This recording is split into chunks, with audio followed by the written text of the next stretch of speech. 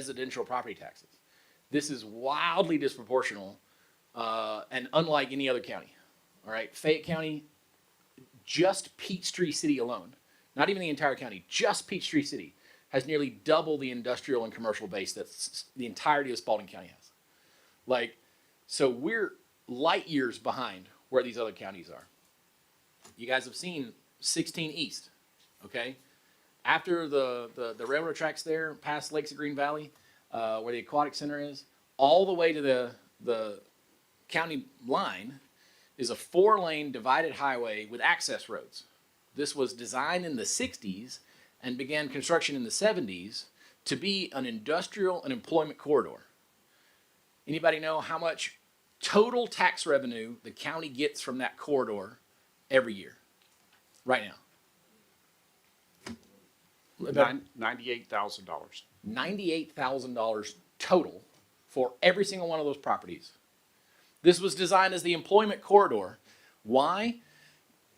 Because we have a bit of, they call it NIMBYism, not in my backyard, okay? No one wants that sort of growth. We want to stay rural, we want to stay rural. Okay, that's an argument, I get you, but that's why 94% of all the tax revenue comes from residential taxpayers. The math is what the math is. There's a triangle, okay? There's how much we all pay in residential taxes. There's the service, the level of service the county provides, and then there's the industrial and commercial base. If you want to lower one, then we got to change the other sides. So if we lower the total amount of taxes we bring in, okay, through tax cuts or whatever, that either has to be offset by other revenue, or we've got to lower the amount of services that we provide. All right? We're not the federal government. We have to, have a very balanced budget. We don't get to go into debt. People were saying online, well, you got to retire all your debt. I think we have a couple lease purchase agreements. Spalding County doesn't really have debt. We have to have a balanced budget, okay? On the other hand, we're shaved so fine on all of our budgets. Our firehouses only have 2 firemen in them. If somebody calls out sick, we have to close a firehouse. You understand what I'm saying? Like, we don't have 3 firemen at the stations like Clayton and Henry and Fayette. We don't have 4 like Fulton. We have 2. Somebody calls out, I have to close a fire station. Okay? Other counties, some of our friends from Pike County are here tonight, they don't have fire services. They have a volunteer fire department, but that makes a big difference in the ISO rating, the insurance rating, okay? Going to that, that's a fine system. It works great for Pike, but with a full-time fire department, we get to all pay significantly less than homeowners insurance, significantly less. If we saved money by cutting fire, then you're going to pay much more than what you're saving in property taxes on your insurance. So it's actually a net negative. You follow what I'm saying? So we're looking at the total budgets, both on our side and what our citizens have to pay. Because I'm looking at the same black and white, in my checkbook too. And we look at it and we say, how do we keep the same level of service here in Spalding County? Well, just like inflation has hit y'all, inflation hits us. But our budget's much bigger. We deal in tens of millions of dollars. Our budget, just to keep the same number of people employed, just to run the same number of trucks, the same number of potholes, the same number of deputies at the sheriff's department, our budget has to increase roughly $3 million a year just to maintain the same level. Not to hire any new people, not to add new firemen, not to buy new trucks, just to maintain the same level. We need roughly $3 million a year, okay? If we only get $1 million, well, the only lever we have is the millage rate. So what do we have to do if we don't have enough to continue to pay our people? We have to raise the millage rate. And like I said, no one wants to do that. No one wants to raise the millage rate. In fact, at our retreat this year, we talked about, hey, I think there's a way that we can lower the millage rate again this year. Here's the plan. Dr. Ledbetter is a wizard with this stuff, okay?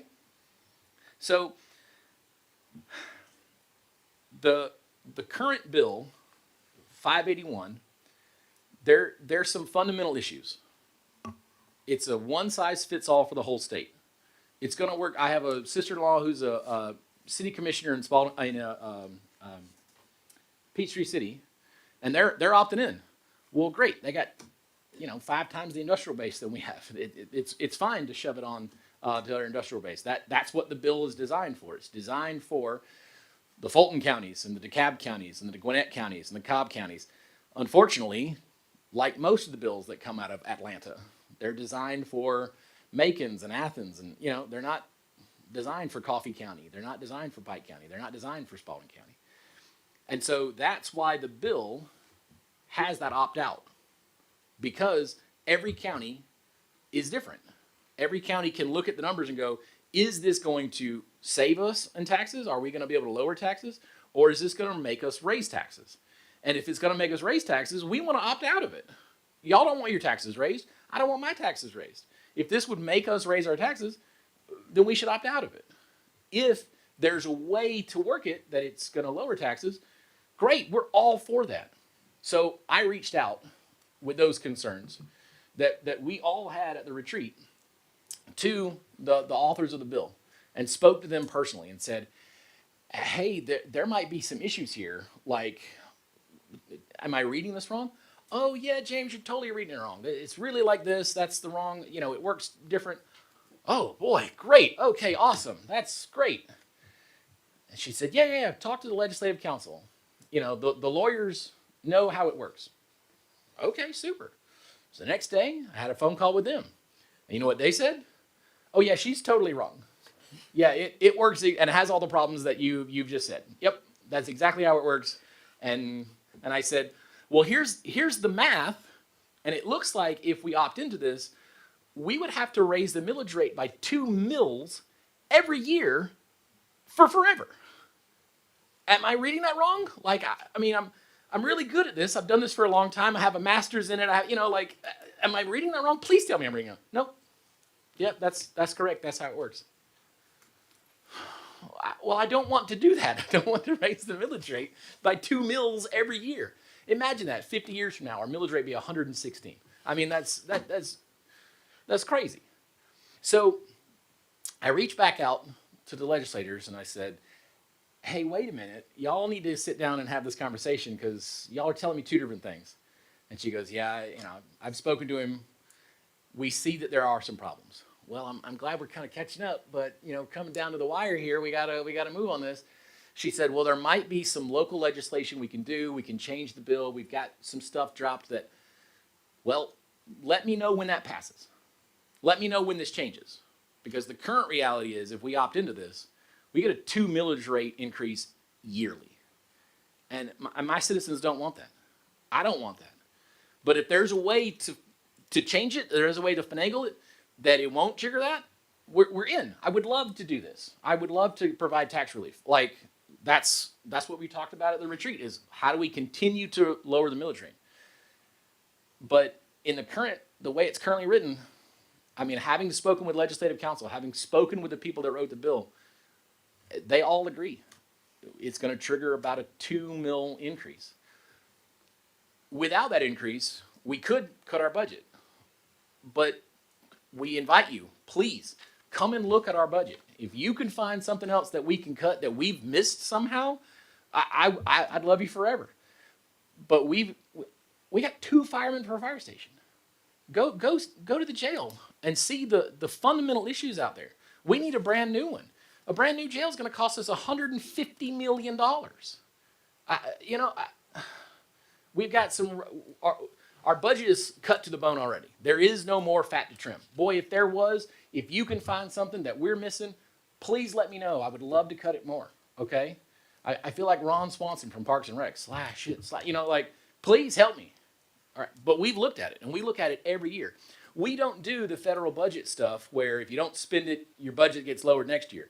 Every single department has to come in and sit where you're sitting and stand right there at that microphone and justify every single line of their budget. They start with $0 in their budget, and they have to come and say, this is why we want this much money. Okay, what is it for? Can it wait till next year? Do you need it right now? Okay? Every single year. Now, and if they don't use that money, they can't just move it into another project, bonus. They have to hand it back. Okay?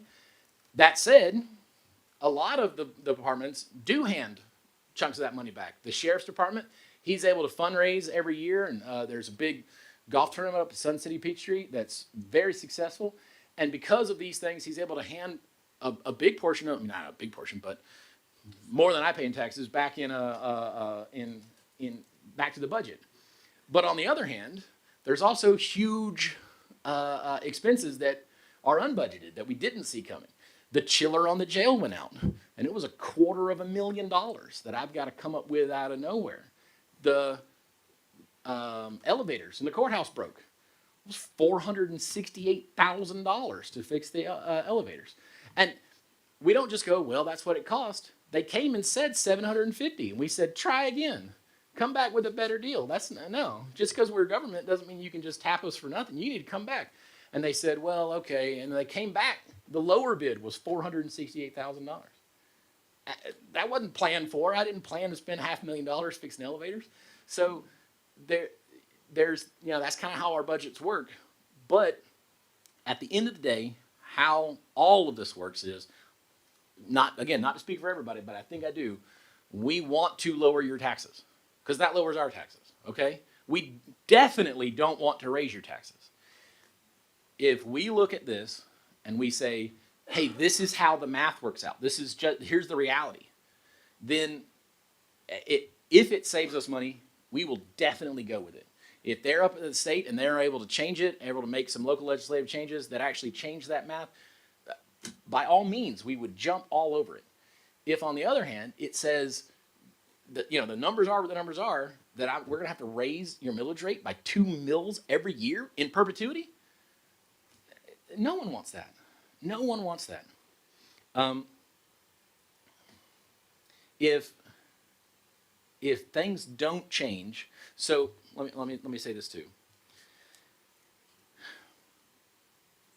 You can opt in now, and you can opt in later.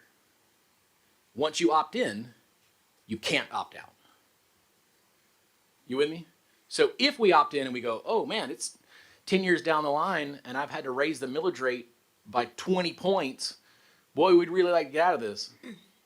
We can't. There is no mechanism to opt us out. But if they're able to fix it in the current legislative sessions or they make it better, we can opt in then. But once you're in, you're in. You with me? So we're hoping that there's going to be some changes because the math is what the math is.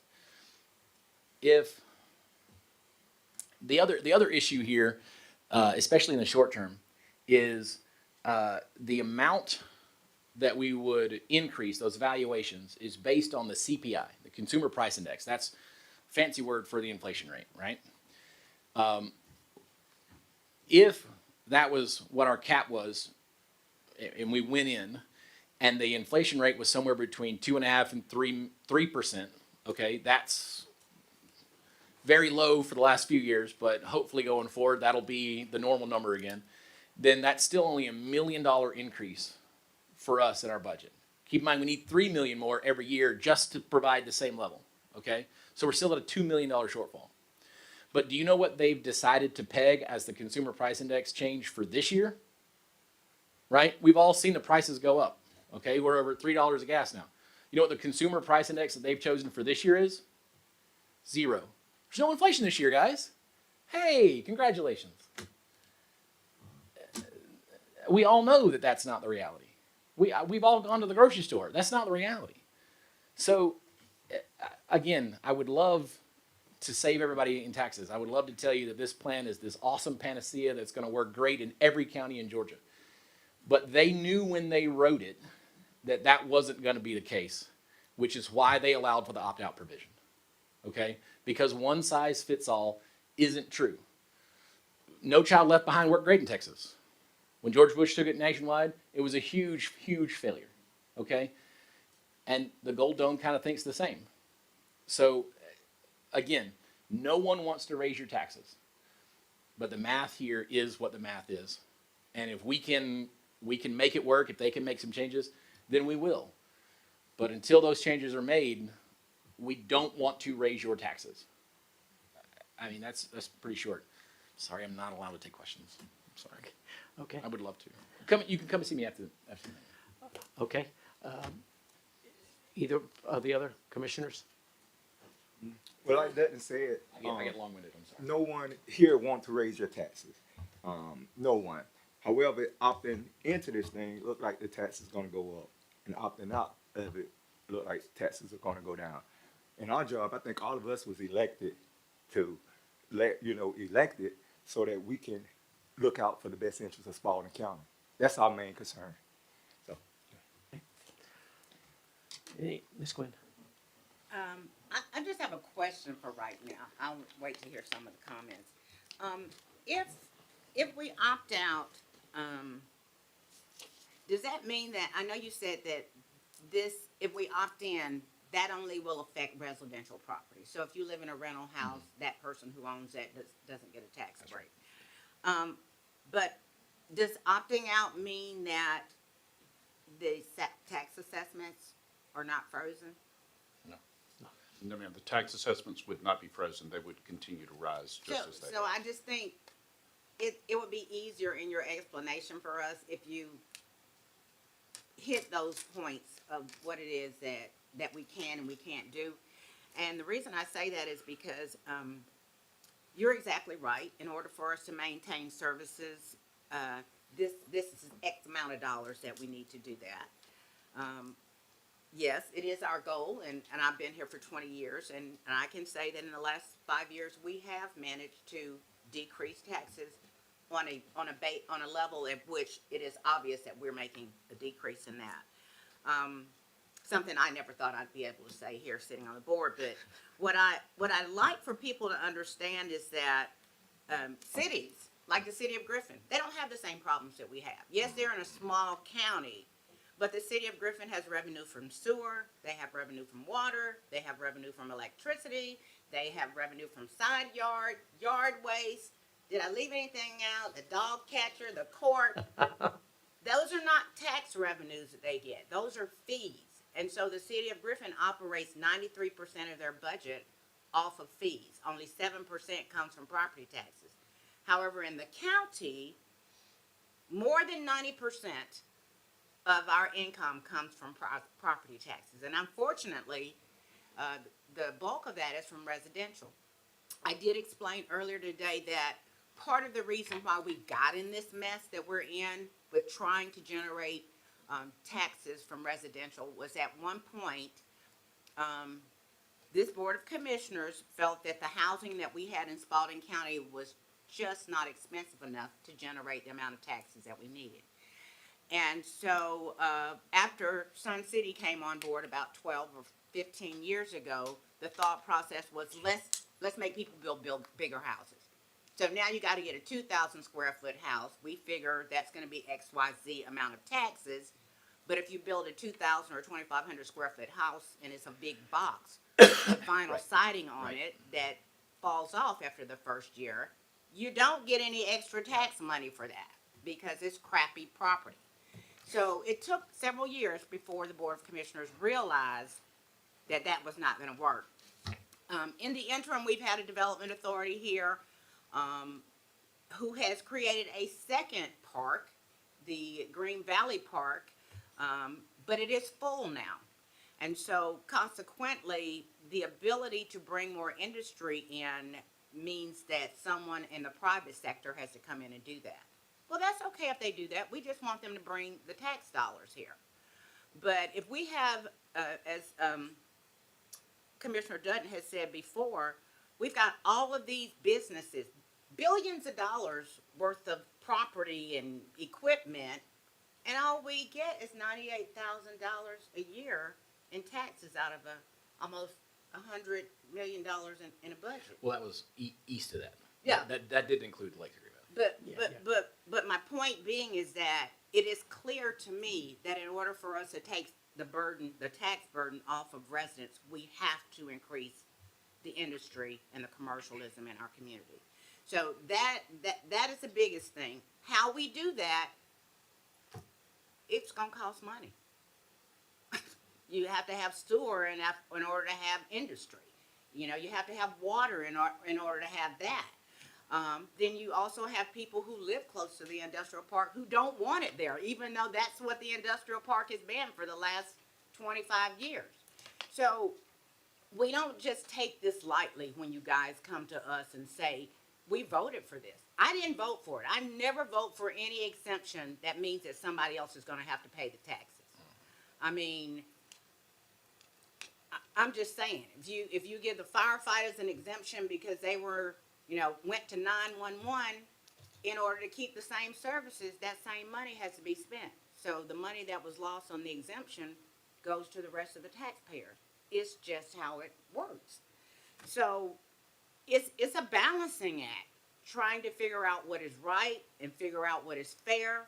But what I do know from my gut is that, for me, opting in means that we lose control of what we can do in the county, in terms of whether or not we decide to lower the millage rate, which is our game plan. We all decided that we were going to work the budget so that we can continue the trend.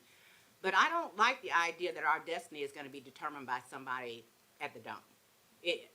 We're not Peachtree City that has a gazillion-dollar movie theater and what's the little guy over? I mean, not Buc-ee's, but they've got We got everything over there. industry, they got recreation, they got West Point Lake. They've got all this stuff that brings them in revenue, not necessarily tax dollars, but tax and revenue. But if you live in Molina or Griffin, we're not working like that. Yeah. We don't have it like that. And so consequently, the rest of Georgia that's not Atlanta, Athens, Macon, Albany are going to be stuck with this if they opt in, because they will not be able to determine whether or not they can back out or do something different as far as their taxes are concerned. That's all I got, Mr. Chairman. Okay. All right, do I have a motion to go into open, public hearing? Motion to go into public hearing, Mr. Chairman. I have a motion and a second. All those in favor, please signify by raising your hand. We're into public hearing. Speakers must sign up prior to the meeting and provide their names, addresses, and the topic they wish to discuss. Speakers must direct your remarks to the board and not to individual members or to the audience. Personal disagreements with the individual members or county employees are not a matter of public concern, and personal attacks will not be tolerated. The chairman has the right to limit your comments in the interest of disposing of the county's business in an efficient and respectful manner. Speakers will be allocated 3 minutes, as you'll see on the clock there, to speak on their chosen topics as they relate to matters pertaining to the jurisdiction of the Board of Commissioners. No questions will be asked of any of the members during the citizen comments. Outbursts from the audience will not be tolerated. Common courtesy and civility are expected at all times during the meeting. No speakers will be permitted to speak more than 3 minutes or more than once unless the board votes to suspend this rule. Dr. Ledbetter, do we have people to speak tonight? Yes, sir, we do. We have 9 citizens who've signed up to speak. First up this evening is Howell Fowler. If you will come forward to the podium, sir, and state your name and your address for the record.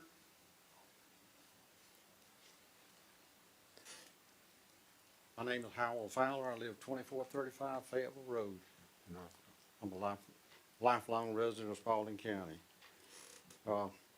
First thing, I'm really disappointed that 60% of the people voted for this bill, and five of you say it's not what we're looking for. And I don't know if you read the Atlanta Journal, but I read it every Sunday. They had a really good article on House Bill 581 this past week, and I was sort of surprised, but the Fulton County for the last 20 years has stuck to a 3% increase in their assessments. And I don't know about y'all, but for the last 8 years, from 13 to 19 or 20, my assessment went up 8 to 10% a year. And in 2022, my assessment went up 38%. I appealed it, and I went before the Board of Equalization. My assessment went up $200,000, and they said that was normal. Well, after I hired a lawyer, I found out it was not the going thing. So anyway, I had to pay to go to court to get my assessment back where it's supposed to be. But one thing has really bothered me is Sun City. And there are 2,500 new houses out there right now in the last 5-6 years. With 2,500 houses, the cheapest one is probably $325,000. I figure that's roughly on that it should be around $8 to $10 million. There's no other county around that's got a gold mine like Sun City that I know of. And for what I read in the paper, they're expecting another 1,000 houses in a 3 to 5 year period. So, to me, we've got a gold mine there. So the money's going somewhere. But I know you keep saying lower the millage rate, but if you're going to raise our assessments, we're not getting anywhere. We're staying the same, but our taxes are going up. So I'll leave it there. We could go on about it, but I just feel like we're sort of getting the shaft on this. Thank you. Thank you, sir. Roy Baruden.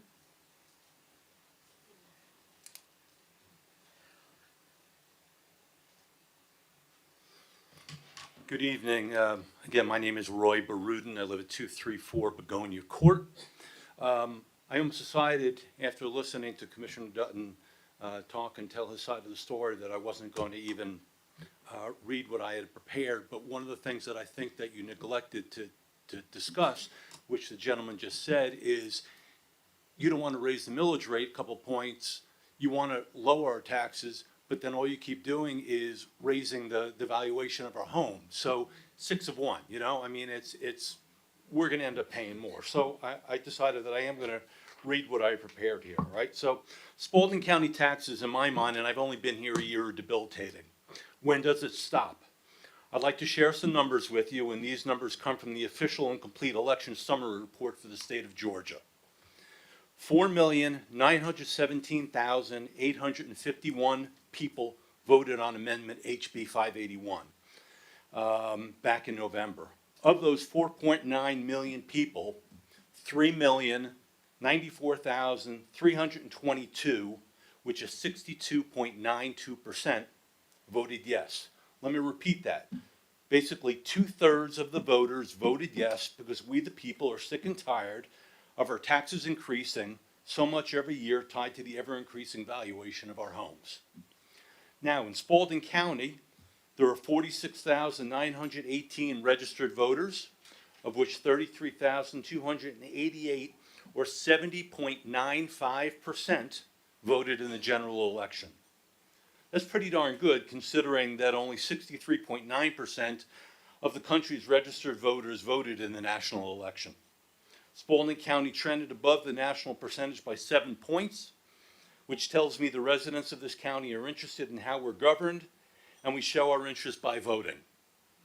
Of those 46,918 registered voters, 31,263 voted on the various amendments, of which 18,857, or 60.32%, voted yes for Amendment 1.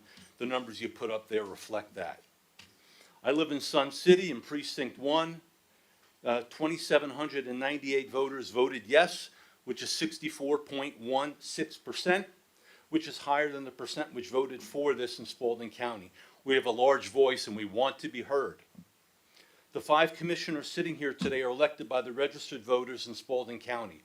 We're the same people who voted yes for HB 581. So why does our voice count to elect each of you, but not when we want to decide how we want to be taxed? We are a representative democracy, and our representatives are chosen to represent the best interests of the people who elected them. Once again, the best interests. If there's something in this bill that we don't know which makes you want to opt out, then you should disclose that to us. I think Commissioner Dutton tried to share some of that with us, and I appreciate you doing so. Sorry, your time is up. Thank you. Okay, thank you. David Lynch.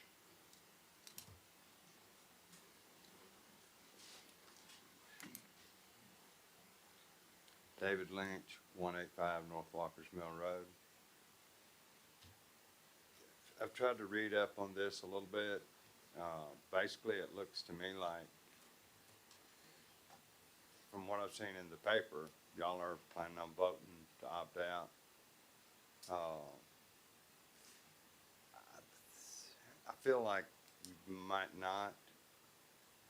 From my perspective, or my personal standpoint, with poor little house I own, a few years ago, each year it gets reappraised. Property tax, jump. Yeah, this is not Henry County, where the houses are extremely way overvalued, to a degree, and, there's no way under the sun I could sell my house today for what it's currently valued at. And the last time the tax last year came out, protested it, and I think there were so many in the county that protested, you couldn't handle all the cases in the allotted amount of time, so you had to freeze it or something like that. And so it stuck at that, or it came down a little bit, reevaluated, came down a little, not too much. I still couldn't sell it for that, what it came down to. But then with this House Bill 581, I think if you opt out, then am I frozen at the 25 or the 24 valuation or whatever? You're still taxing me for an unfair value at that. And so, well, talk to us about the loss, local option sales tax option. If you don't opt out, then you have that as an option. School us on that a little bit, if you could. Because to me, that's everybody standing in line at the grocery store, sharing the burden of the money you need to run the county, and not just the residential property owners and the homestead thing, whatever. Thank you. Thank you, David. Thomas Smith.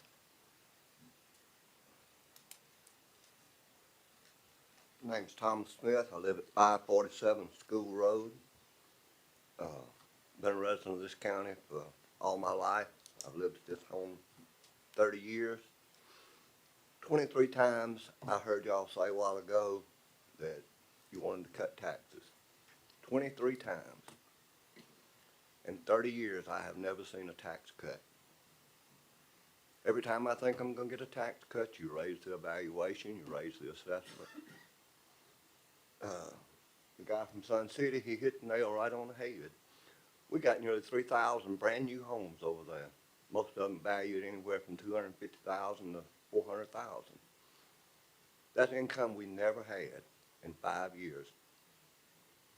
That's taxes that never showed up on our tax rolls in 5 years. Where did all the money go? We had an expanded sewer. We expanded water out 16 because we're going to build an airport that nobody's going to use. I mean, how many jets you see flying into Spalding County when we got Bear Creek Airport 3 miles up the road? Where does our money go? Why do we keep getting reassessed? Why do our taxes keep going up? Y'all want to opt out. And to me, personally, this is a smoke and mirrors bill. The state legislatures produced this bill to cover their butts for re-election. Gave y'all a chance to cover yours by opting out. Pretty simple. It's a lose-lose situation for the taxpayers. That's all I got to say. Thank you, Thomas. Carol Bell. Thank you. Michael Kelly. Evening, Mr. Chairman, members of the board. My name is Mike Kelly. I reside at 646 MacArthur Drive in the city. And the gentleman from Sun City already made a lot of the points that I was going to make, so I'm not going to belabor the point. But one of the things that I wanted to point out is comment was made that this bill was designed for the big metro areas like Atlanta and Macon. Well, going to the math, it appears that only roughly 1/3 of Georgia counties are in the process of opting out. Not the majority, 1/3, okay? And that leaves 2/3 of the state that is not opting out of this bill. 2/3 of the state is far more than Atlanta and Macon, all right? So we're not that uniquely situated. And as the other gentleman said, we keep hearing, well, if we opt into this bill, we're gonna have to raise the millage rates. If we opt into this bill, we're gonna have to raise the millage rates. But as the other gentleman said, this bill came with a built-in provision to make up for the lost revenue, and that's the floss. So I would love to hear some comments about the floss. That's all I have. Thank you, Mike.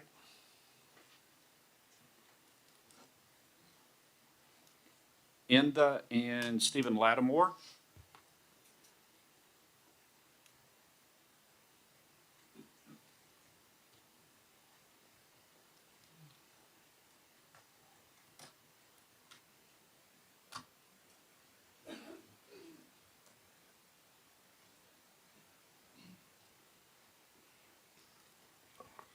Honestly, I didn't know we were signing up to speak. I thought we were signing in as citizens. But since I'm here, I will say, my name is Enda, and this is my husband, Stephen. We live at 1730 Westminster Circle here in Griffin. We are new and kind of new to Griffin, Georgia. I love my home here. I have a business here. I'm in the community here. Of course, I'm not excited. I was excited to build my new home. What I was not excited to see, that every year it has gone from $6,000 to now almost $9,000. And I'm saying, do I live in a mansion? But anyway, like, do I live in a mansion? Because I don't think we live in a mansion. However, I have a comment, and I know that we're trying to find, like Commissioner Duggan was talking, and I like numbers, so I'm on the finance side. So the finance portion of me is, okay, since we have these issues, can we talk with maybe economic development? I'm going to maybe volunteer for that side to bring possibly some ideas on how we can bring revenue into Griffin. However, the vote, we know the people, as you said, most of the people had opted out, did not want some of those things added to Griffin because they wanted to stay rural, which meant that those dollars that could be taking, taking a punch for us is not taking a punch. And right now, we need to take some of that weight, like Commissioner Duggan was saying, we need to take some of that weight off the residents and put it back on industry. Well, I'm an entrepreneur. So do I want to pay more taxes? No, I don't. But as a resident, I don't want to also pay that in. So it's like almost like, oh God. But again, with the rest of, I concur with every speaker has gotten up here. I concur with them. I agree with everything that's been said. And I would like to know how the floss would work. Again, I agree with them. How would it work? Because then instead of it just being on the residents of Griffin or Spalding County, then those who rent, which is a large portion, which is still, even though the residential and home buying has increased in the last, I'm a real estate agent too, so I know it's increased by the last 5 to 6 years. However, not enough to take on the brunt of what's needed to be paid. So how do we add more revenue? Do we build more homes so we have more residents versus renters? That ratio change? Possibly, how do the rest of us get it? Okay, from the floss side. Thank you, ma'am. Margaret Yarborough. Thank you.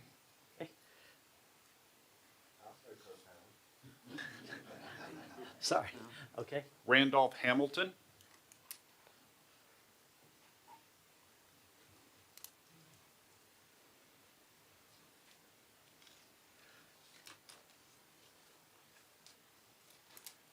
Hi, my name is Randolph Hamilton. I live at 207 Sport Way. And I just wanted to just share my personal facts.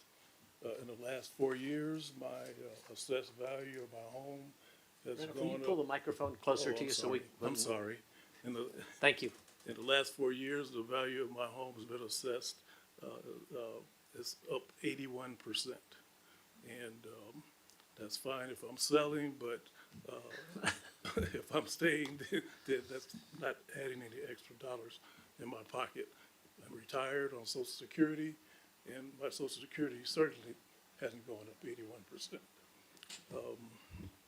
And other comments I have is just that Georgia voted for this bill, Spalding County voted for this bill. And I know people that say your vote doesn't count, but if we opt out of this, this is proving that our vote doesn't count. Okay, that's all. Thank you, Randolph. Mr. Chair, that's all who have signed up to speak this evening. Do I have a motion to close the public hearing? Motion to close public hearing, Mr. Chairman. And I have a second. Any discussion? All those in favor, please signify by raising your hand. All right, public hearing is closed. At this time, my final agenda item is the technical presentation by the county manager, Dr. Steve Ledbetter, to help address the concerns that have been raised regarding House Bill 581. This is the portion that you should be able to hopefully walk away understanding what's going on and why we're looking at it the way we're looking at it.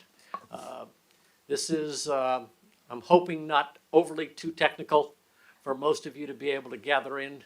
At least I had to go through it a couple or three times to get all the data out of it. Dr. Ledbetter. Thank you, Mr. Chair. Thank you, commissioners, for the opportunity. It's my privilege to stand before you. This is not my intent to persuade you one way or the other. This presentation is solely prepared just for factual information to share back with you with respect to what we're seeing from House Bill 581. Over the course of the last 5 or 6 months, I would dare venture that both myself and several members of our board have attended numerous training sessions on House Bill 581, and as Commissioner Dutton had indicated, we have spent many hours on the phone having conversations with our legislative representatives and our ACCG representatives in respect to understanding this bill. So what I'm sharing with you this evening has been derived from those conversations, as well as staff has worked very diligently to build models to showcase how our millage rate would look with each of the components that have been discussed. With respect to the key features of House Bill 581, the inflation adjustment is solely focused on a floating exemption. So the valuations for our homes, and yes, I am a resident of Spalding County, the valuations for our homes will continue to be adjusted just as they have been previously. So the amount of value that is imposed by the tax assessor's office will continue to be the same. It won't be any different. The exemptions that we have received in the past will be the same. They will not be any different. What is different is the way that the House Bill 581 will create a floating exemption for those who are homesteaded. Now, what that means is that those properties who are not homesteaded will not be afforded this floating exemption. So only homesteaded properties will be afforded this exemption. One thing also to remember is the last point that's on the screen indicates that when homes are sold, or, big or, homes go through a major renovation, the valuations are reset. So if a home is valued using the base year of 2024 and their next door neighbor sells their home at the end of 2025, the valuation for your home will stay the same, but your neighbor's home will be adjusted to reflect the new base year, which would be 2025, because they look 1 year in arrears to set that base amount.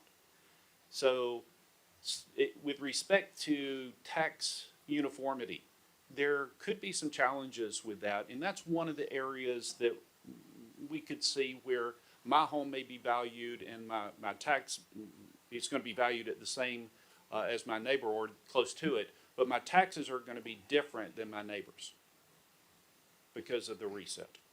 So that's one area that I would ask you to consider. And how that looks is based on the example that is shown on the screen. So the base year assessed value of $100,000, let's just make an assumption that a house is valued at $100,000. And this year, the Department of Revenue Commissioner has indicated that the inflation rate that will be used for that inflation. base year is zero. It's magic. So what that means is that the market value for that home raises this year to $110,000. Well, remember, for valuation purposes for taxes, there is a 0% inflation rate, so that rate becomes $100,000 for the base year. The exemption value of $110,000 minus $100,000 is a $10,000 floating exemption. So that $10,000 would be added to the other exemptions that we have for homestead, for school tax property, or school taxes if we're 65 or older. Those exemptions would stay the same, but this would be an additional $10,000 floating exemption. So for year two, the market value of the home would go to $115,000 as an example. Using a 2% inflationary adjustment, that would afford a $102,000 taxable valuation for that piece of property. So the exemption value of 115 minus 102, the floating exemption would be $13,000 that would go in for the assessment. So first year, taxable value of 100, second year, taxable value of 102. That is a decrease in our net digest. So net digest would be decreased year over year based on House Bill 581. So what does that mean? It means that there are potential impacts from House Bill 581. It reduces property tax revenue, so it creates potential for slower growth within our community based on some of the conversations that we've heard. The monies would not be available should we not raise millage rate. Let's just say that we maintain the same millage rate. The monies would not be available to satisfy some of the services that we currently offer. It would have a deferred maintenance, so we would have reduced revenue that could result in the delay of maintenance of upgraded infrastructure such as roads, taking care of our potholes, cutting the grass, and some of the other areas that we are responsible for managing. It would impact. It would have an impact on homestead exemptions by increasing tax burden on non-exempt properties. So those properties who are rental properties or who have not filed homestead exemption because these are second homes, or our businesses across our county would bear more of a burden for the taxes that we impose. It would shift to sales tax revenue. There's been quite a bit of conversation with respect to FLOST. The floating local option sales tax would be by referendum. Should we stay in House Bill 581, we would immediately call for a referendum in November for a floating local option sales tax that the voters would be asked to consider. That additional 1 cent sales tax would take us to 8 cents on the dollar. And the entirety of those proceeds from the floating local option sales tax would be used for the reduction in millage rate because it would offset the tax revenue that is it's required to satisfy the services. That's an important point, but one that I would like to come back to in just a minute as we showcase the model that staff has constructed. So what does it mean for impacting? Well, there's no benefit for non-homesteaded properties. This is all designed for homesteaded properties. So those who are renting regardless of where they are in their stages of life. We have many of our community who are not homesteaded, so they would not be afforded the opportunity to this exemption. It would create an increased sales tax burden by increasing the 1 cent sales tax at the register. It would limit the access to property tax relief. It would not afford our renters that benefit. It would create potential rental increases because those who are renting houses may decide that they do not want to pay that additional tax, so that they would actually push that back on those who are renting month over month, paying that rental fee, paying the taxes. One of the things, and I do want to make sure that we cover both sides of the equation, is that it does afford for those who live in our community, it really enforces and encourages home ownership. So it is a benefit for those who own homes. So it would increase, or one would presume that it would increase our home ownership. I do want to show, I want to step back just for a second and show our local option sales tax. So from a position of how much funding this would provide, should we add an additional penny at the cash register for our floating local option sales tax referendum? Over the course of the last 5 years, this information comes directly from the Department of Revenue with respect to how much revenue our community brings in from local option sales tax. And I want to call your attention to the last two rows, 2023 and 2024. If you remember, in 2022, Spalding County and the City of Griffin negotiated the distribution allocation for our local option sales tax. During that time, we created a tiered approach where the county would receive an additional 0.5 percentage point for each year over the course of 5 years to bring us more in line with what we believe was an equitable distribution. Well, if you look at 2023, we took in 0.5 percentage point more in revenue based on the allocation distribution. But if you notice that actually the total percentage of collection increased only 4.9% versus the 7.22% of increase the previous year. Also in 2024, we added another 0.5 percentage point of distribution of the allocation of local option sales tax. But again, the increase reduced even more substantially. So I want to show this in a different form. So the growth percentage for our local option sales tax is actually reduced year over year, even though we've had very slight increases in our local option sales tax over the last couple of years. Some of our takeaways as we've examined and analyzed this data is that the data does show a consistent increase in our local option sales tax from 2019 to 24. But it also shows that we've plateaued for the amount of revenue that we're bringing in from our local option sales tax. What does this mean with respect to looking forward? Should our community vote to approve a referendum for floating local option sales tax? It means that this is about 2.1% of millage rate reduction should we stay in House Bill 581 and vote in a floating local option sales tax. But there's caveats to that again, I would ask for your indulgence to bear with me for just a moment so we can show you the model. The next piece of the puzzle that I would like to share with you is the total number of parcels in Spalding County is 33,344. Our total residential population properties, 25,316.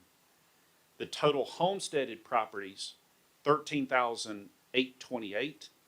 The total non-homesteaded residential properties, 11,252, or 45% of our homes within our community are non-homesteaded properties. That means that 55% of our homes are homesteaded properties. This is not to indicate that we have 45% rental properties across our community. That's not the case. Our analysis indicates that some of those homes are second homes, or just properties that the owner has not filed for homestead exemption. There are rental homes within this figure, but it is not at the 45 percentile point. The next piece that I would like to share with you is of the 13,828 homes that are homesteaded, again, that accounts for 41.5% of our total taxable digest. So 13,828 homesteaded properties account for 41.5% of our taxable digest. So if you look at the total of 25,000 homes across our county, back to the comments that were made earlier by Commissioner Dutton and Commissioner Flowers Taylor, we are seeing approximately 90% of our homes, our home parcels, paying the bulk of the revenue required to maintain the services within our community. We are carrying the burden for providing those services. Back to the comments that were made earlier, there is a need for us to distribute that tax burden against manufacturing, industrial, and commercial properties. But in order to do that, we have to bring in industrial, manufacturing, and commercial properties. We have seen on average a yearly inflationary increase for residential properties of 8.65% over the last 10 years. And if you look at how many of our neighbors move away and new neighbors come in, on average, we see about 10% turnover rate within our community year over year. For those who are 65 or older, 1,428 who are between 65 and 69 receive an additional school tax exemption of $10,000. 70 to 74 years, there are 1,582 properties who have the opportunity for a $20,000 additional school tax exemption. And 75 and older, there are 2,780 properties who are eligible for school tax exemptions. So if you look, 42% of homesteaded properties have filed for a school tax exemption. In order to qualify for the 65, 70, or 75-year-old school tax exemption, our neighbors need to go to the tax commissioner's office and file the paperwork for those exemptions. But I would like to call your attention to the fact that 42% of our homesteaded properties are neighbors who are 65 years or older and who actually have a school tax exemption added to their exemption qualifications for taxation purposes. So I pull this information from the Department of Revenue, and it talks specifically about property tax millage rates. This is a really busy slide that goes into a lot of technical components of how to calculate the millage rate. If you will bear with me, I would like to share with you just a little bit of a more cleaned approach. Net digest times the millage rate equals revenue required in order to satisfy the services that our community is asking from Spalding County. Would you define again net digest? Absolutely. Our net digest is defined by our gross digest number minus all exemptions. So gross digest for our community is a little over $3 billion. The exemptions that were applied last year, and bear with me, give me just a second, and I will pull this number for you.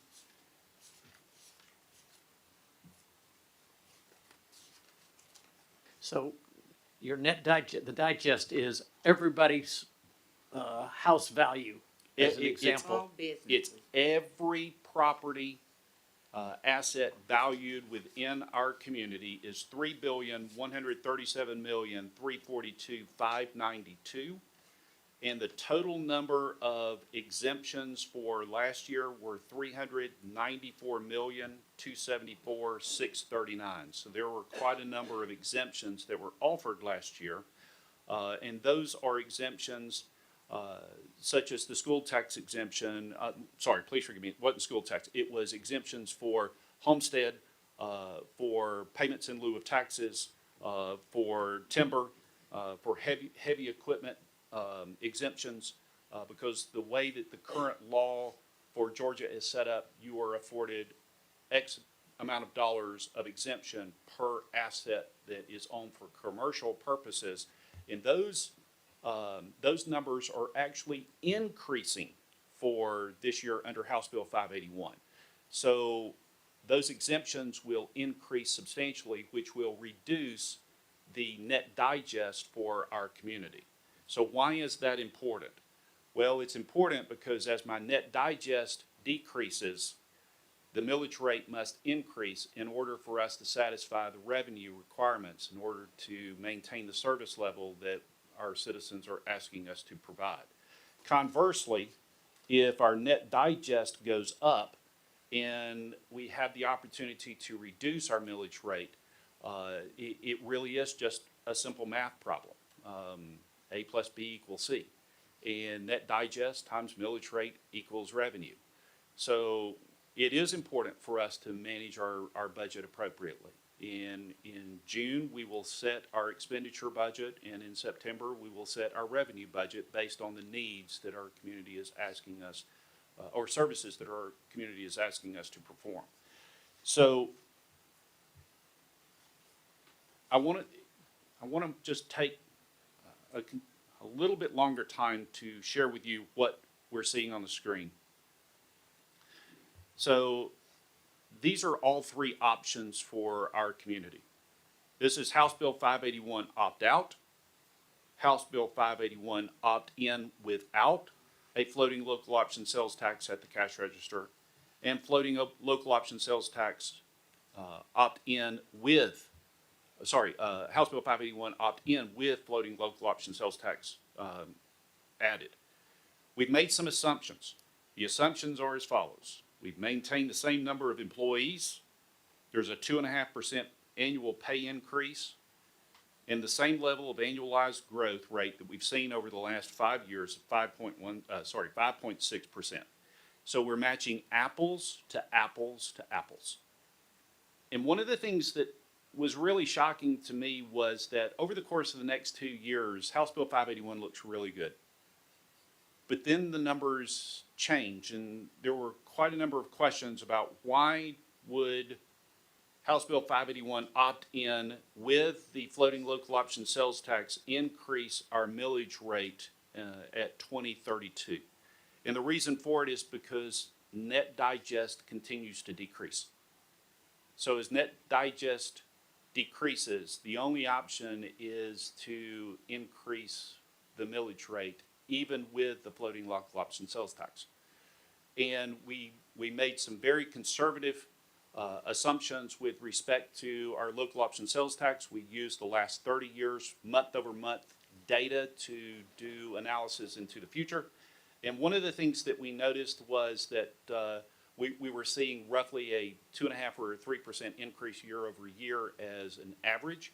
So those were the assumptions that we used with our local option sales tax revenue moving forward. So we do have increases in our local option sales tax built in the model. But it also highlights the fact that one of our citizens indicated before, it seems to be that under the Gold Dome, they want to adjust the net digest, and in this room, we want to adjust the millage rate. Technically, my argument would be we want to do neither. We have a requirement for a revenue that provides the services for our community. And this is the only means that we have for revenue coming in is through taxation of property tax and our local option sales tax. There was a question made earlier, is House Bill 581 the only option? And my argument is I think there are many options that are available for us. What if we used a hybrid approach and we used a special local option sales tax? We opted out of House Bill 581 and we offered a special local option sales tax at the November referendum, and we used portions of that special local option sales tax to reduce our debt, which would offset our millage rate. that would actually afford us the opportunity to do both this year. And that would be reduce our taxes and afford us the opportunity not to be managed by an outside agency such as Under the Gold Dome. Tell me more about that. Sorry to interrupt. No worries. So if we chose to make a request of our neighbors to open up a referendum for a special local option sales tax, and inside of the special local option sales tax, we set aside a set percentage of that special local option sales tax for debt reduction for the county's general M&O, or maintenance and operation. Then we could use that offset to lower our millage rate. We could set it So up we for could a essentially SPLOST do for our 6 own years. kind of flossed. I'm sorry? We could essentially do our own That is correct. sort of hybrid flossed. That's correct. So we could get the military reduction. Okay. That's a great idea. But one of the things that we did notice here was that this was not adding any additional people. And staff did take a look at adding just a handful of people to supplement the services that we're seeing coming at us from unfunded mandates. The millage By rate. unfunded mandates, you mean the stuff that the state's requiring us to do that they're not paying for? That is correct, yes, sir. The millage rate grows exponentially if you start adding additional people to the mix.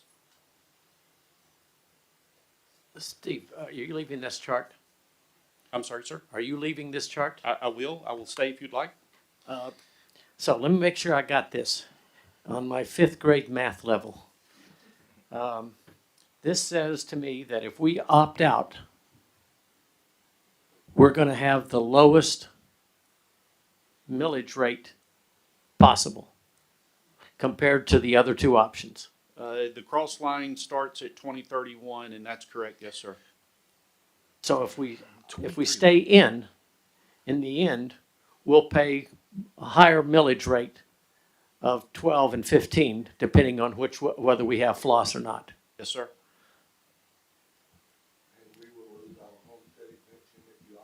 No.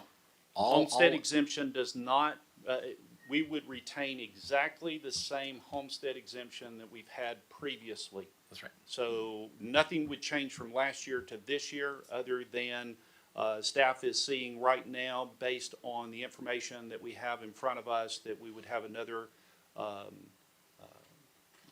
reduction in our millage rate for this year as we've had over the last 2 years. So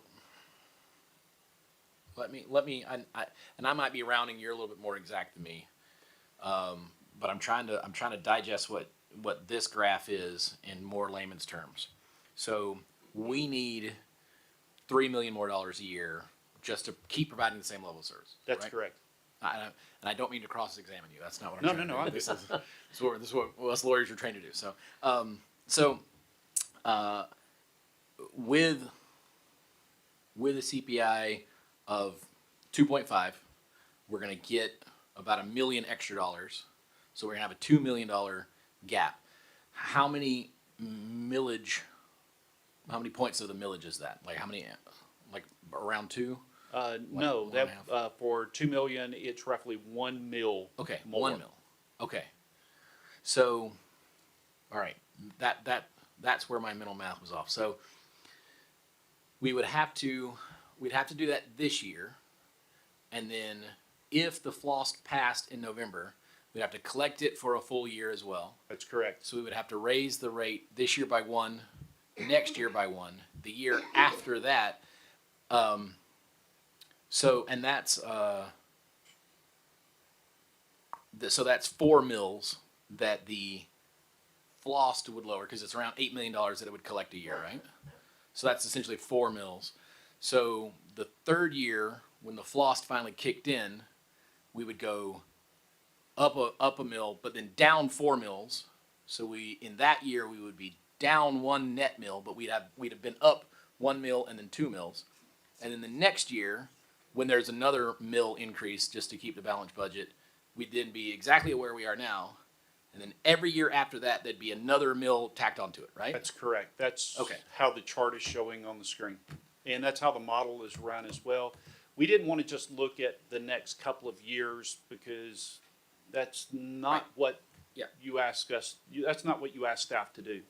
You ask staff to make sure that we're taking care of our community for today and tomorrow. So we looked all the way out to 2037 to understand exactly how the millage rate would be impacting us as residents in this community.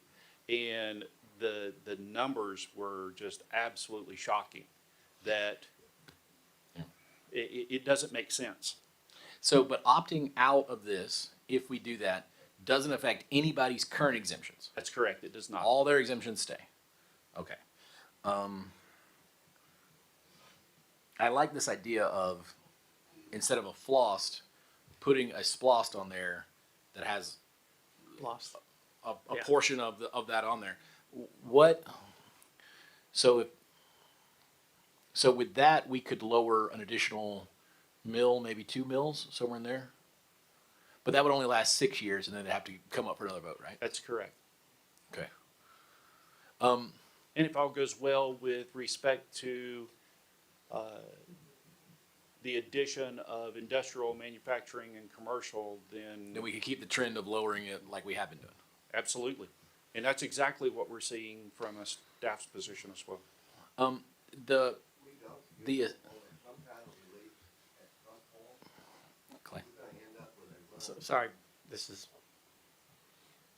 So, 44% of our residential taxes comes from homeowners, right? And so 45.1%, yes, sir. 45. So that means 55 comes from rental properties already. So already we're majority rental right now. Okay. So there's no fear of that happening in the future. That's already happened in the past. It's right now. We're already majority rental, right? Okay.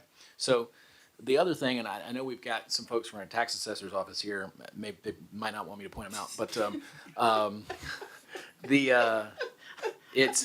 it's true that the state sends us a letter, or has sent us a letter every year for the last few years, demanding that the assessor's office raise the assessments, or that Spalding County would be fined significantly. Yes, sir. Up until this year, we have just received the letter that indicates that this is the first year that we have actually been within the guidelines for the Department of Audits. So, but every year, certainly since I've been here, the state has sent us a letter demanding that we raise the assessment. And I say we, it's not the county commissions, it's the tax assessor's office that's constitutionally separated. We can't do anything about the assessment. But the state demands that our assessors raise the assessments by what they've been raised by. And then this year, they come and say, how dare the county raise your assessments? We want to stop that. Even though they're the ones that have been sending us a letter demanding that we do that every year. Right? Yes, sir. Am I factually wrong in anything? Help me out. Okay. So the only thing I can tell you, sir, is that the numbers don't show what we continue to hear. Okay. I do want to highlight a few other points here. Over the last 5 years, you'll notice our millage rate has dropped from 16.138 in 2020 through 22 to 15.588 in 23 and down to 15.5 in 2024. One of the things that I would highlight is that the 7.2% where you see net taxes percent increase, that is a net tax percent increase for the entire community. So what I mean by that is on average, and I know that we have several across our community who have seen their valuations increase substantially, but on average we have seen a 4.5% increase in the valuations for homes. And the other 3% that you're seeing there is from new growth. So new homes coming in our community or new assets being added to our net digest for that increase. Again, we are seeing, staff is seeing for this year another tax reduction. Some of the other things I do want to highlight is that we have taken a look across the country at similar laws that were enacted that are resembling House Bill 581. And three that really stood out for staff was California's Proposition 13. It is very much a mirror of what we see in House Bill 581.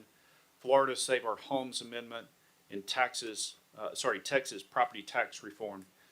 Those three we did a cursory review of each just so that we could understand if there were pitfalls or benefits with respect to the law that was just recently enacted. Other areas that we examined, special tax districts, they are impacted by House Bill 581. So special tax districts are not afforded the opportunity to take advantage of the FLOST. What do you mean special tax districts?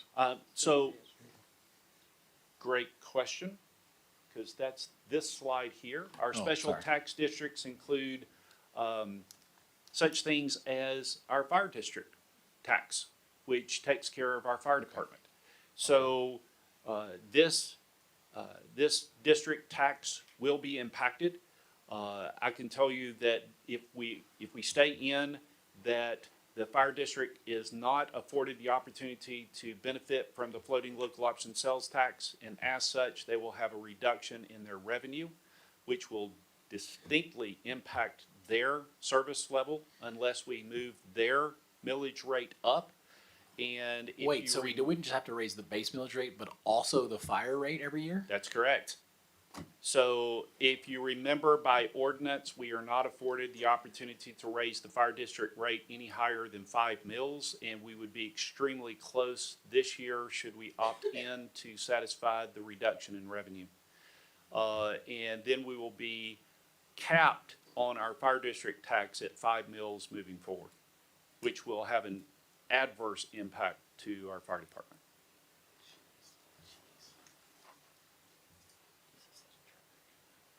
So this is our second public hearing of 3. Our next public hearing is scheduled for Monday night, February the 17th at 6 p.m. And we would encourage everyone to come and participate during that public hearing as well. And then the final thing that I would like to share with our board this evening is that our budget schedule has been created. 17th. Sorry, I'm sorry. No, excuse me, we're just making sure the dates are all square and what's happening on those dates. Yes, sir. On the 17th, we're just making sure that we all understand. 17th, we'll have the third public hearing, and our intent is after that third public hearing that we will vote on which way we're going to go.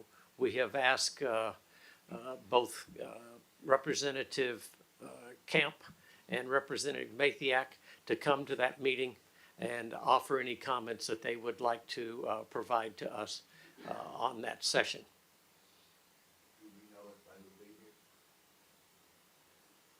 Mr. Chairman, they will be here. Excuse me. They've indicated that they will be here, yes, sir. Yes. Monday night, the 17th of February. Mr. Chairman, that's all of my report this evening. I'd be more than happy to answer any questions that you may have. I have a few questions. Steve, help me to understand. You're saying that if we opt in, we will not be able to get the tax relief from the FLOST until a year and a half or in the second year. Yes, ma'am, we would have to, Collect. if we vote by referendum to approve a floating local option sales tax in November, the way the law reads is you have to make a full year's collection. So all of 2026 would be collected because we would not be afforded to impose that 1 cent sales tax at the register until January of 2026. So it would require us to collect all of 2026 before we could afford a and a millage rate reduction based on the floating local option sales tax. So I want you to go back, if you can, and give this version of what I'm going to ask you a question about. Okay, so you were talking about, James was talking about the state requires us to raise the assessment values. So kind of explain to people that there are these numbers that they have to hit. And if they don't hit those numbers, then they're penalized. Because a bigger part of the problem that I'm hearing here is not so much about what we're doing, is that there is no control for people, that the assessment value is going to not go up like it's been for the last 3 years. And I would definitely not point out the people from the assessor's office in here like some people did. I didn't do that. But the point I'm getting at is that is the issue. Because if I did not vote for House Bill 851 because I get it. I don't want anybody to be exempted or anybody to have to pay the rest. But in understanding that, if there were a good thing about it for me, it would be that property tax assessments would have a limit on them. Now, I get it. If you do that, then the problem comes with how do you continue to run the county. So, in that case, we don't come back to the residents and say, do you want to close 4 fire stations? Do you want to take the deputies off the road? I mean, I hear people talking about the response time. We're not required by state law to have deputies or firefighters or run the library or run park and rec or animal control or planning and development, or none of those things we're required to do. We're just required basically to make sure that there's a jail, that there's a courthouse, and that somebody passes out warrants. So I know out of that list of things that I just named, everybody in this room has a different thing that they think is important. And how do you get 60,000 people to figure out what is the thing that you don't want to do? I mean, if you're from Sun City and you love the pickleball thing at Lime Matthias, you probably don't want that to be closed up. You know, or if you go to the senior center, or if you use the recycling centers, the collection centers, you probably don't want that closed up. So it's a real dilemma from where we're standing. But what I thought I understood you saying is that if we decided to opt out, we could immediately put a SPLOST on and immediately give tax relief if it were approved. I think we could get there faster, yes, ma'am. Do we have to collect a full year on that SPLOST though too? No. Excuse me, I didn't mean to jump in there. Like if we made millage reduction part of the SPLOST, could we? But we still have to collect on that full year Yes. too. We have to collect on it. I would dare No, we venture don't. that we would be able No, to. no, We don't. I was headed there. I would dare venture that we would be able to utilize the skill set of staff in order to manage through bringing the millage rate down faster. So if It means you can pull another rabbit. I'm still kind of going down a rabbit hole here because I'm been thinking about this while we were talking. So if we have the SPLOST in 2 years, in that first year,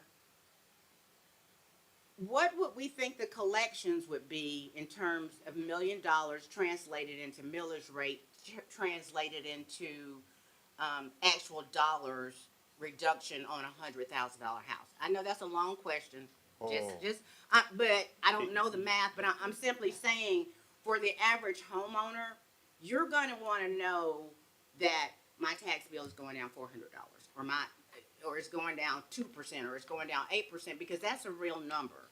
So I would be interested before the next hearing to find out what that looks like each time, because if we opted in and we took a floss and it was 2 years down the road, and in the first year, I don't know what we collect, $6 or $7 million. Roughly 8.6 million according to our local option sales tax collections. So you would guesstimate that whether it were flossed for SPOS, you would still need that $8 million to offer the tax relief. Right, and That you would've the offered. question would be, how much of the SPOS would we use for tax reduction for property taxes? Would we use half of it and the other half for transportation needs or some of the projects that are desperately needed for the county, such as the renovation of the courthouse? How much would you use? So there's a lot of discussion that would need I to would be just kind of like to considered. be able to compare the numbers. Absolutely. Certainly, people want immediate relief if they Absolutely. can have it. I do, I'm a taxpayer. Yeah, I get it. I totally get it. But I think it helps us to be able to decide whether or not we can say to folks, we're going to be able to say to you that your property taxes will go down 20% in the first year, or over the next 4 years, or however that works out. So I would like to know those numbers. And the other thing is that if we, you had said before that none of these exemptions will go away that we already have.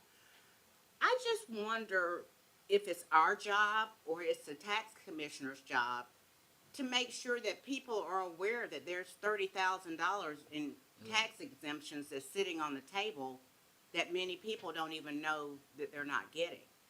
Now, is that our responsibility to educate people about that? Where does that fall? I mean, I venture people that are here tonight are Yeah, I learned about it this morning, and I had to are tell my here mom she because didn't they know. probably have that exemption, but how many of the 25,000 other, since you said 42% of us are over 65, Yes, ma'am.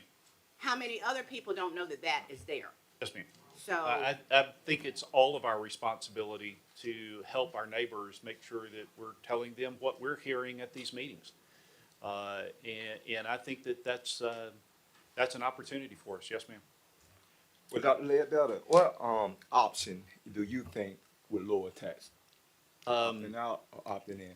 Honestly, Mr. Commissioner, I don't have an opinion on that. This is my opportunity to show you the facts. And it's your opportunity to tell staff which direction you would want us to go. Okay. that's all I had, Mr. Chairman. Okay. Just for the record, everybody here has asked that same question and nobody's got an answer yet. Commissioner Dutton? No, it still comes down to industrial and commercial growth. In the long run, 94% of the taxes are still going to be paid by homeowners unless we can get more of that.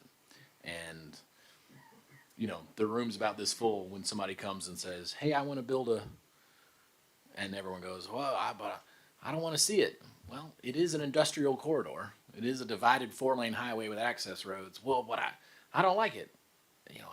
I bought my house in 2010. Well, the highway was built in the 70s for an industrial corridor. I'm really sorry that you didn't notice the 4-lane divided highway that you live on. But at the end of the day, everybody up here wants to lower taxes. Everybody here, at the same time, wants to keep our level of service in the county at the current levels or higher. We, as the 5.6% growth continues, that means more people are moving here, which means we're going to need more deputies. We're going to need more firefighters. We're going to need more fire stations. We're going to need more, and I look at this and I say, there's a lot of rabbits that, Dr. Ledbetter can pull out of his hat, but the math is what the math is. Hopefully the state will be able to make some changes to this, maybe some local option changes, maybe some statewide changes, but the math's not mathing right now. So at the end of the day, that's, we got to do what we need to do to make sure that the taxpayers in Spalding County are protected. At the same time, I'm going to make this plea once again, and I made it earlier, and I'm going to make it over and over and over until it happens. Our budgets are 2 or 3 binders that are this thick, and like I said earlier, every department head has to come in and stand where Dr. Ledbetter is sitting or standing, and tell us why they need every dime in their budget. Why do you need this? What? Well, we need a truck for. Okay, why do you need a new truck? Well, the old one broke and it wore out. Okay, well, can that wait till next year? I mean, every single time. We don't just go, well, you had this much last year, so we'll give you that much, and how much more do you need? We go, nope, you start at zero. Why do you need every time? And we look for ways to, privatize, contract out. Is this going to save us money? Is this going to, is there a cut we can make? Can we use this tractor instead of that tractor? Is there a way that we can save on this? But there's only so many eyes that work in the building. Every single person here is invited to come and help us with that task. We want your help to look at the budget, to go over it, to be here in those meetings. Those are public meetings. It's a week-long worth of meetings. Every single department has to come here and justify their whole things. Be here during those meetings. You know how many people showed up this last year to make this budget? None. There was no one here. It was just county employees. I get that they're during the day, and we all have jobs, and I think I had to miss one of the days myself because I was in court. But there's been a lot of talk about creating a citizens committee that's going to come in and go over that, made out of some real professionals. We absolutely welcome that. If you can find some cuts that we've missed, dear Lord, please let us know. Like, we want that. We welcome that. We are desperate for that. Absolutely. Anything we can do to increase transparency, anything we can do to get your help in saying, hey, you know what? I think I know a better vendor for this. I think I know.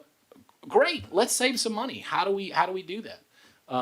Please come and help us. We're ready, willing, and able. We're totally open for that. I mean, literally every year I come and beg, please, please, please come and help us. And maybe one or two people get a copy of it and then never show back up. So please come and help us. Please come and help us. We're pretty good at this. We've cut it as far as we know how. But if there's more stuff that we're missing, please come and look. Come and help us find it. We absolutely welcome that.